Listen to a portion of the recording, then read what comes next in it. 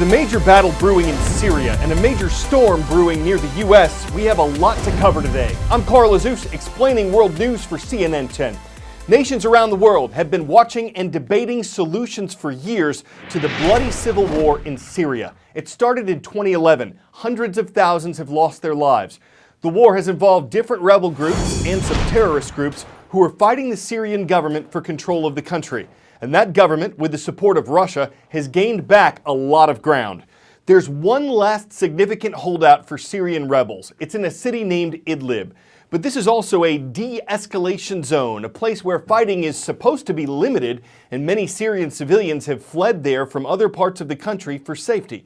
Syria says terrorists there have forced the government to attack. Syrian and Russian forces have carried out more than 100 airstrikes on Idlib. But the U.S. and some other countries want these airstrikes to stop. They say Syria and Russia are using the terrorists as an excuse to attack, and that the militaries have targeted hospitals, medical facilities, and civilian volunteers.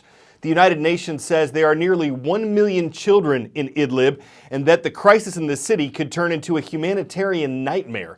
Among the millions who've been displaced in Syria's civil war, more than 30,000 people from Idlib alone have been forced to flee. Yet another Syrian family is on the move, like millions of others over the last 7 years who fled their homes as their towns and villages became battlefields. This family is fleeing for the first time from rural Idlib. They lived in an area that had been spared the fighting until now. It was the first time we saw bombing, says 15-year-old Layla. We've seen it on television and on phones, and now it's right before our eyes. Syrian government and Russian aircraft have intensified airstrikes in preparation for the much-anticipated offensive to regain control of Idlib province, the last stronghold held by an armed opposition now dominated by Islamist extremists. Layla's family has come to a camp, one of many, near the Turkish border. Their tent isn't ready. It's hot. They're tired. Others arrive.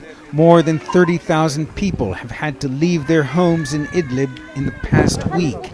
Half the population here comes from other parts of Syria, now under government control. Layla's father, Abu Muhammad, pitches in with setting up their tent. When it's done, he goes to get Layla. She's been unable to walk since childhood. Their tent is bare. They left home in a hurry, leaving behind most of their possessions. We escaped with only our lives, says Abu Muhammad, who worked as a stove repairman. The UN gave us this tent, but nothing with it. It's a new home Layla is finding difficult to come to terms with. Ben Wiedemann, CNN. At least 5 American states and the District of Columbia have declared states of emergency. This is an effort to make sure that help and funding are there for those who need it when they need it. And the reason for this is creeping up on the U.S. East Coast. At one point on Wednesday, Hurricane Florence weakened a bit to a Category 3 storm with wind speeds of 125 miles per hour.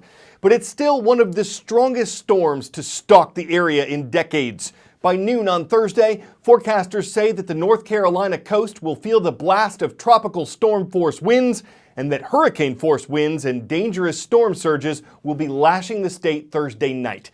But while they don't know exactly when and where Florence will make landfall, forecast models are predicting that the storm could slow down right at the coast and then turn to the southwest.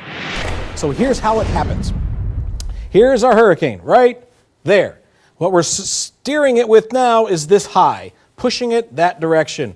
Well, all of a sudden, by Friday, there's another high right there saying, not so fast. You're not going to go any farther than that. So now I'm going to push you ahead to what happens Saturday and Sunday. You would think, oh, there's a glitch there. You can get up through here. You can go to the north. No, because by then, another high is here, blocking it this way, blocking it this way, and blocking it this way. No place for it to go except right where it is. And that's what's going to make all the rainfall for hours and hours and hours. And that's why CNN meteorologists say this is bad news for the coasts of North Carolina, South Carolina, and all points inland, because in addition to sustained hurricane winds and storm surges, Florence could bring as much as 40 inches of rain to these areas, and that could cause catastrophic flooding to the Carolinas that could last into next week. 10-second trivia. The worst day in U.S. stock market history occurred in what year? 1929, 1933, 1987, or 2008?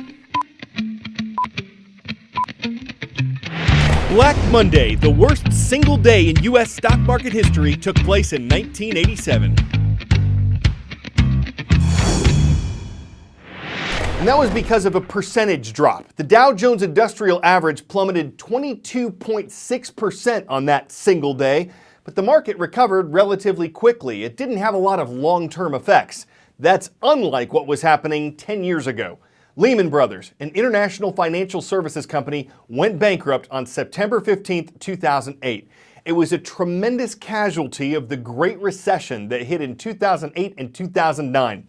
Also known as the global economic downturn or the financial meltdown, the recession's effects spread far beyond Wall Street. The U.S. unemployment rate eventually hit 10%. U.S. poverty levels rose, and they took until 2017 to go back down to where they were before the crisis. The ripple effects of the Great Recession led to recessions around the world. The scope of this fall, breathtaking. First, Bear Stearns. Now, Lehman Brothers and Merrill Lynch.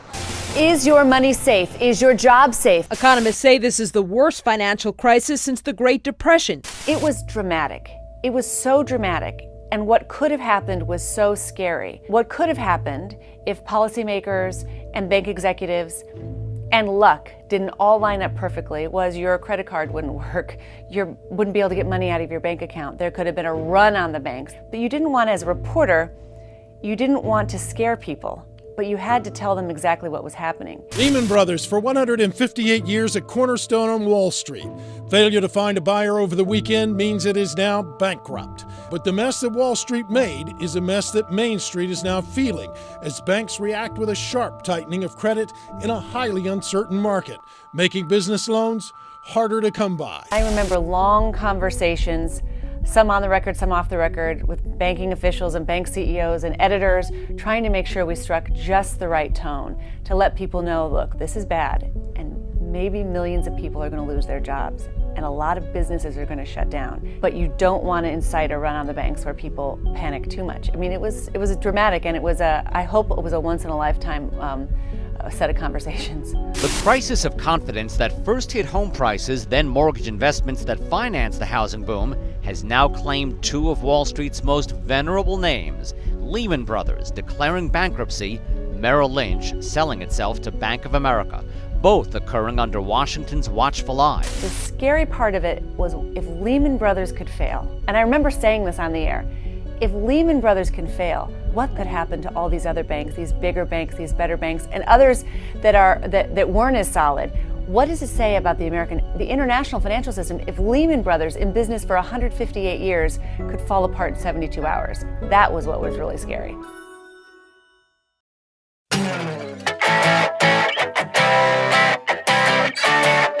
Why hang 10 when you can hang 20?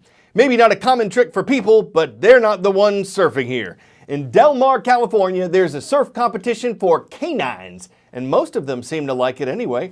Yes, their owners help them catch the waves, but the rest is up to the dogs.